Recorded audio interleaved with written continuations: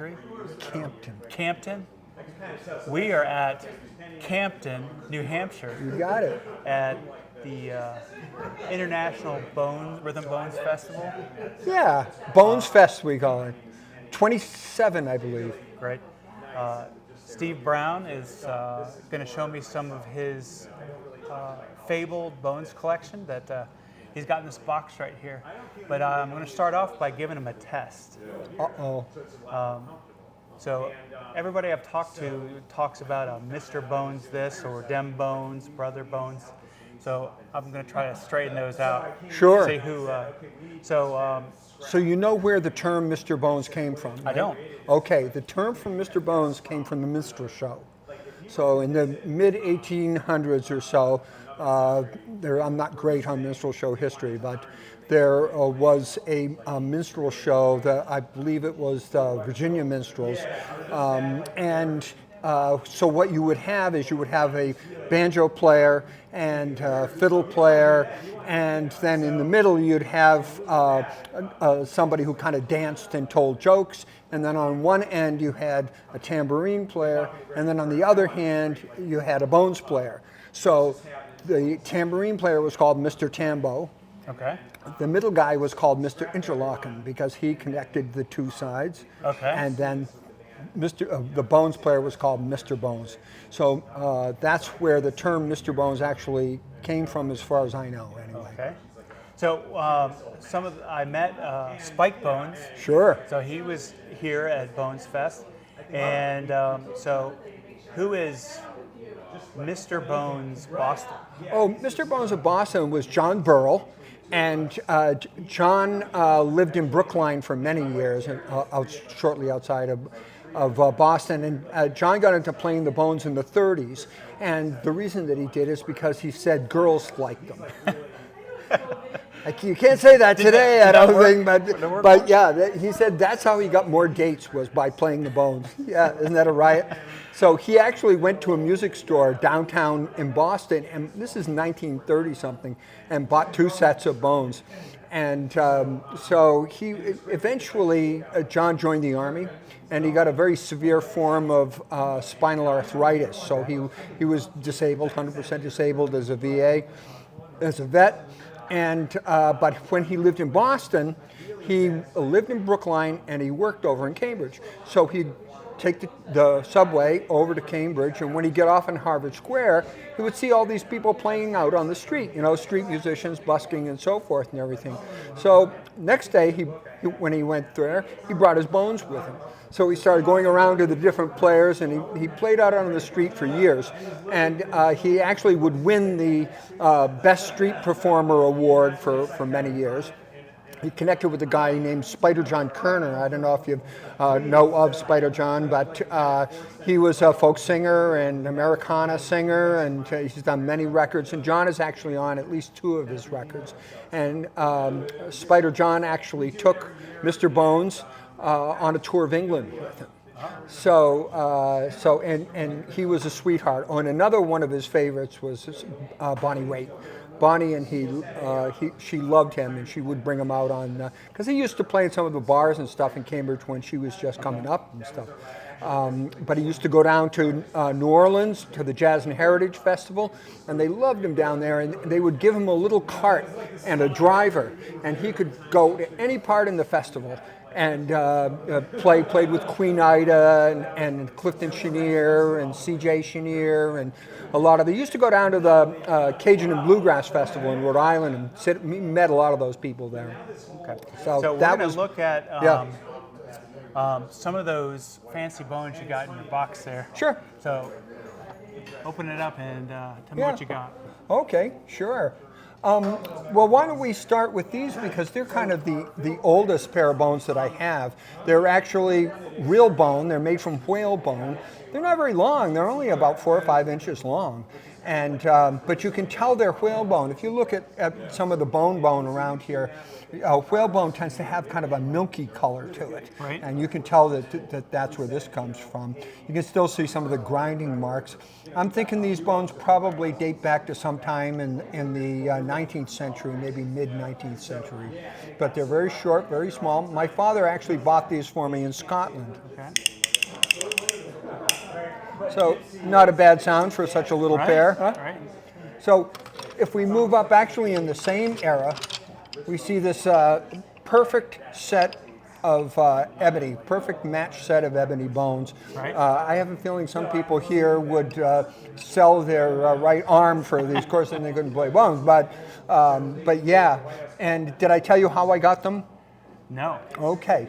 So I was in a music store in Fitchburg where I worked at the time, and the guy that owned the music store knew me, and he said, "Hey, I was thinking about you." And I said, "Oh, really? You know, Paul, why?" And he said, "Well, I was in this antique store, and I saw bones." And I said, you know, please tell me where. So he described where the antique store was. I went over, jumped in my car, and drove over there. Now, I was walking in, I was expecting to see maybe one pair or possibly two pair. I walked into the music store, and there under the counter on a tray was a literal pile of bones.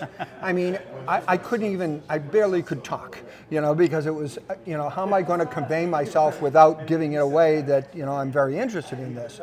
So she took the tray out, she put it on the counter, and she said, "They're all ebony." And so I started looking at them. I wasn't trying to be a jerk or anything, but I recognized one was actually not ebony. It was made out of pine painted black. So I said, "No, actually this one isn't. You know, feel that. See how light it is?" And I said, "No, feel this one. See how heavy it is? See, that one is not ebony." And she said, "Oh, you can have them all for $5. So I literally bought like 6 sets of ebony bones for like 85 cents a piece or something like that. Now, just as a measure, Jerry Mesher used to make bones just like this, and he got $125 for 2 pairs. So, you know, I was pretty fortunate in that.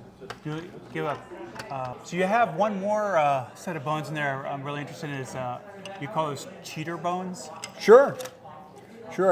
You know, we call them cheater bones because they're kind of cheating in a way, you know, because they're not like playing any other set of bones. But so basically what happened is that when the minstrel show started going into the community and people started raising money for things like schools and fire departments and stuff like that, they started organizing minstrel shows, but they couldn't find people to play the bones. So what they did was they invented this thing. It's a piece of wood, has a slit on one end of it, has metal strips that have little hunks of lead on the end. So when you put them in between your forefinger and your middle finger, and you roll your arm and your wrist back together, you get that. But yeah, and this one in particular was for an advertisement for a clothing company. So it says on it, "Rattling good clothes for boys." Yes. And it's Wise Smith and Company, Hartford, Connecticut. Okay. So, and yeah. looking in your box, you had another set of those darker, with those goon bones. Oh, goon bones, sure. Bones. Yeah. So somewhere around the late 40s, there was a gentleman named Ted Goon, who is actually his stage name was Mr. Goon Bones. And so he started producing these bones. They're black. They look like they should be ebony, but they're actually a maple painted black. And then there's a stamp on them that says Goon Bones with a little trademark next to it. Okay. So you play these guys like this, like any other bones. But that is, that's from Ted Goon. And, we can credit Steve Wixon for finding Ted Goon and actually conducting an telephone interview that lasted several hours. And he actually has dictated the entire conversation, like I have a copy of it. And it's fascinating to read. Okay. And you also like to compete I do, yeah. In the Rhythm Bones, and Yeah. I was reading your bio. I have to tell you, man, I think my competition days are over. I mean, I might go back to Abbey Field, one more time, I don't know. But there are very few bone playing contests in the world, There was one here in the United States. It was as part of the Avoca Old Time Music Festival and Contest. And that was a bones and spoons competition. So I believe that competition is no longer held. There's also competitions in Australia. We don't know much about them. We could probably talk to Steve Wixon. He might know a little bit more about them. I think he's even been to Australia. Okay. But the one that we talk most about over here is the one in Ireland, and it's called the All Ireland Bone Playing Championship. And it's held in Abbey Field, which is a little teeny town. You go as far west as you can in the county Limerick, and before you reach Kerry, County Kerry, it's right there on the border. So in fact, in the center of the town, there's a split. If you go this way, you stay in Limerick. If you go that way, you go to Kerry. Okay. And they've been holding the contest there for 25, 30 years or so, mainly because of one person, because of Patrick Sport Murphy, who was a noted bones player that lived in the area. And I'll tell you a quick story about the sport was known for being a bit arrogant, And when I first went there, I was staying in Park Lodge, which is a little bed and breakfast there. And the owner of the Park Lodge, Tom Brown, said to me, he had a brother named Sonny, and he said Sonny saw Patty Sport play the bones for the first time. And when he finished, he went over to him and he said, Patty, you must be the best bones player in Ireland. And Patty Sport looked at him and he said, Sonny boy, I'm the best in the fucking world.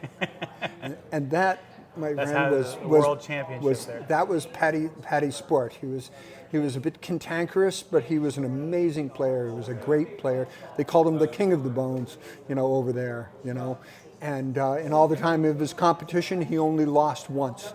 Right. So that was an amazing feat, Unfortunately, I was the person that beat him, and I felt very uncomfortable with it. And when I was at the airport the next day, I called him and apologized. Of course, I couldn't understand what he said because he has a very thick Kerry accent. You could barely understand him. But. And when you competed, what kind of bones did you use? Well, actually, I used a set of bones that I no longer have that got lost. And they were made out of epay. They were amongst the very first sets of bones that I made. And mostly I used those bones. Okay. My last time that I competed, I used a set of bones that I used. But I'll tell you something funny. Of course, to play bones that were made out of wood in Ireland was unusual, right? So I'm on stage and the MC comes over to me and he looks at me and he goes, will you be using timber then? And I'm like, would I be using, wood, yeah, I'll be using wood.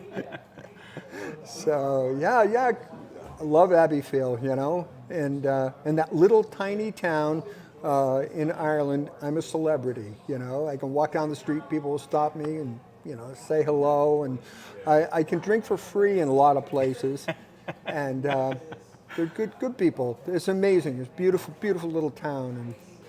And thank you for what you've done here at our BonesFest. I've been talking to a few of the newer bones players, and they're so excited because everybody was kind, let them play, tried to encourage them, helped them with style, internal rhythms, and all of the skills that they're learning here. Yeah. And they learned about the Rhythm Bone Society from Kaylee that they were playing, I believe, in Boston. So if someone's interested in playing the bones, where can they go look for information? Oh, definitely the Rhythm Bone Society website. Nonprofit organization dedicated to continuing the art of playing the rhythm bones. So we have all of our newsletters, like 25 years of newsletters online. Okay. We have all kinds of instructional material. We're a nonprofit organization. We're not trying to get you to buy anything. And it's, and in regard to welcoming new players, what we always say is that going to a BonesFest is like going to a family reunion for a family you never knew that you had. So we try to keep that up, keep that spirit up that Everett Cowett, our first director and the really initiator of the Rhythm Bone Society. And as Everett always would say, may your bones be with you. Well, you've definitely pulled it off. Everybody's having a great time and feeling welcome. And I want to thank you so much. My pleasure, Scott. My pleasure. Thank you so much. You're welcome.